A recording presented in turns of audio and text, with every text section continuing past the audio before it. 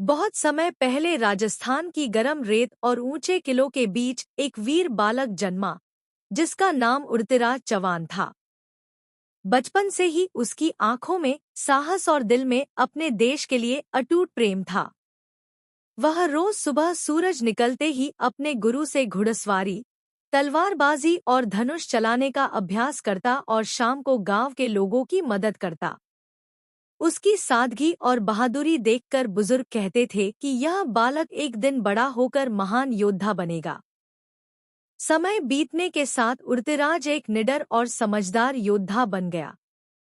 तभी एक दिन खबर आई कि पड़ोसी राज्य का अत्याचारी शासक आसपास के गांवों पर हमला कर रहा है।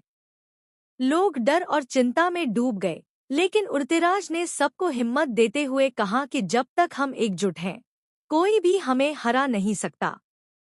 उसने बिना देर किए अपनी छोटी सी सेना तैयार की और देश की रक्षा के लिए युद्ध के मैदान की ओर बढ़ गया। युद्ध का दिन आया तो घोड़ों की टापों से धरती कांप उठी। तलवारों की टकराहट और तीरों की सनसनाहट से आसमान गूंजने लगा। उड़तीराज आगे बढ़कर वीरता और बुद्धि से लड़ा। वह न केवल ताकत से, बल्कि समझदारी से भी हर चाल चलता रहा।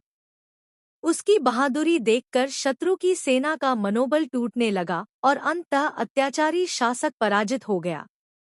विजय के बाद उड़तीराज ने घमंड नहीं किया। उसने शत्रुओं को भी क्षमा का अवसर दिया और कहा कि सच्ची जीत वही है जिसमें निर्दोष लोग सुरक्षित रहें और राज्य में शांति बनी रहे। उसके इस व्यवहार से लोगों का दिल जीत लिया। पूरे राज्य में खुशियां लौट आईं, ढोल नगाड़े बजे और जनता ने उड़तीराज चौहान को एक न्यायप्रिय, दयालु और वीर राजा के रूप में सम्मान दिया।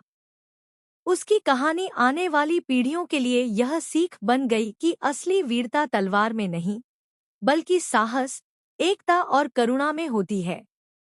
लाइक करो, कमेंट करो, सब्सक्राइब करो।